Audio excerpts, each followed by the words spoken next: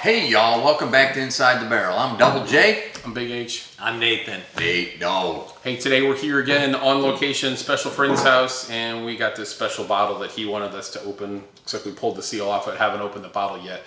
This bottle is actually not bourbon, nor is it whiskey. Although it looks like it. It looks like it. This is going to be the first time we actually drank gin on the show. Before we get into this, take a moment if you don't like, subscribe, share, all that good stuff. Tell a friend. Nathan's going to put a link around here, so we'll get back right to it. So anyway, this bottle actually comes to us from, it's a St. Regis Barrel Select Gin. Comes to us from Alpine Distilling out in Park City, Utah. So St. Regis does this. They did this last year for the first time. This is their second edition. They select a couple different barrels of gin, do it how they want. We'll work with Alpine on that. Actually, it's a limited edition. There's only 600 bottles. Our friend was lucky enough to grab a bottle. I think he went back to grab another bottle, and Michael Jordan bought the rest of them. Michael Jordan bought the rest of them. So anyway, like name dropping, right? But anyway, we're not going to get into a lot about gin versus whiskey bourbon, but I will say that a lot of the same grains are used. Whether it be wheat, corn, barley, rye, malt, all that good stuff for distilling or for the distillate, both for gin and whiskey or bourbon.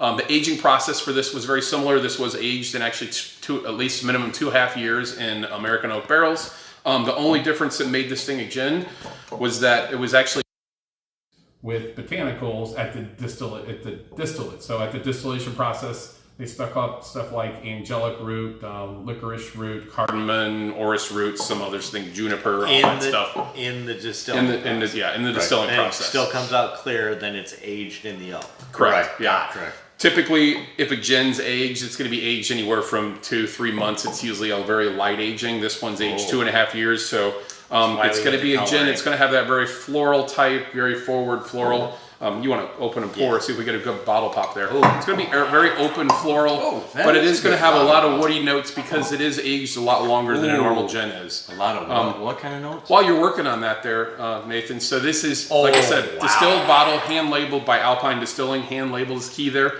This cork, they actually claim on the website there, an article I read, the cork is actually German-engineered walnut. So very nice. We got a very good bottle pop out of there. The bottle shape is very unique. It is a custom bottle. Even though they only do 600 bottles, this is actually a custom-made bottle just for this. And I'm going to try and get a lot of pictures of the bottle. We're going to have to get them today because our special friend doesn't gift us bottles anymore. He just lets them try them off his shelf, which is fine. But the bottle. What about the bottle? Yeah, bottle design, it pays homage to the state flower, Utah state flower, which is the seagull lily. So, and if you turn it, they say from the bottom, is that from the right? bottom, yeah, you can actually see the that shape of it. Shape of the seagull. let me see that, Nate. I can't see. It's just the entire shape. Oh, yeah, right. Okay. Yeah. So the outer shape of the bottle. So okay.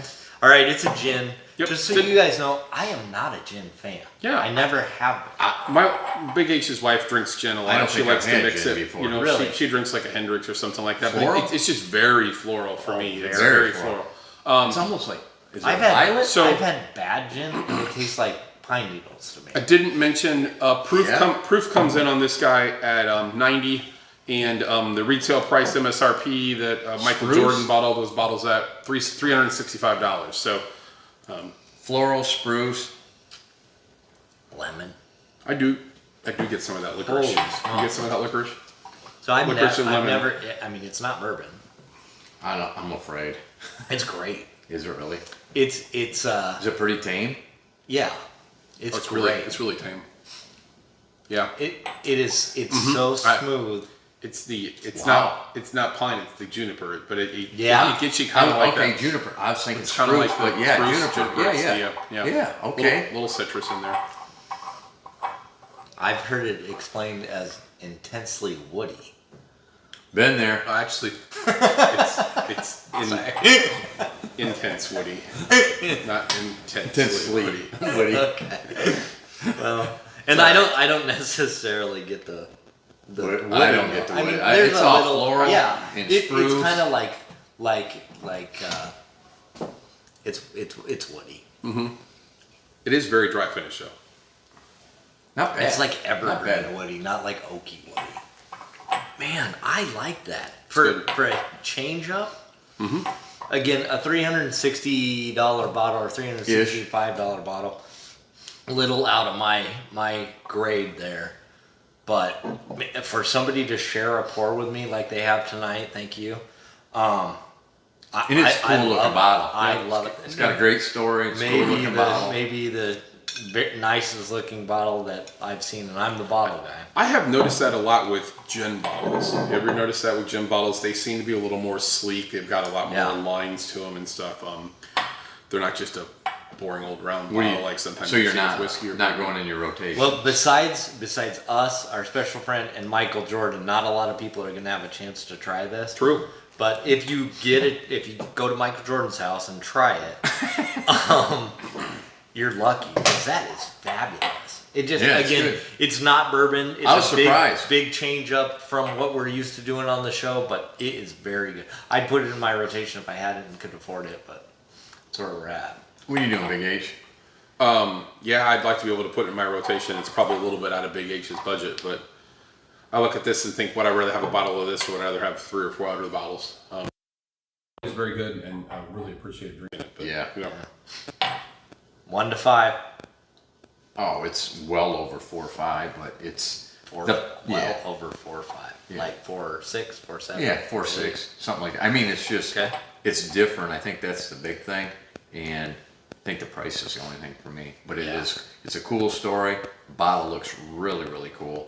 So that's where I'm at with it. Okay, so we're not going to tell you to go out and find it and drink it and try it. But we are going to tell you to go out to the Alpine Distilling in Park City. Apparently, they're real up and coming with their bourbons. Yeah. And have done really good with this release. Pull a couple over. Yeah.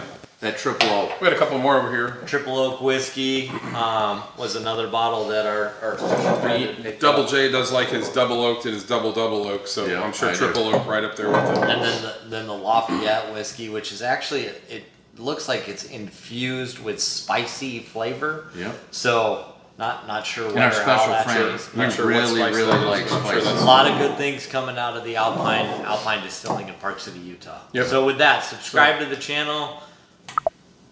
Tell a friend. Yep, there you go. Toodaloo. Toodaloo. Toodaloo.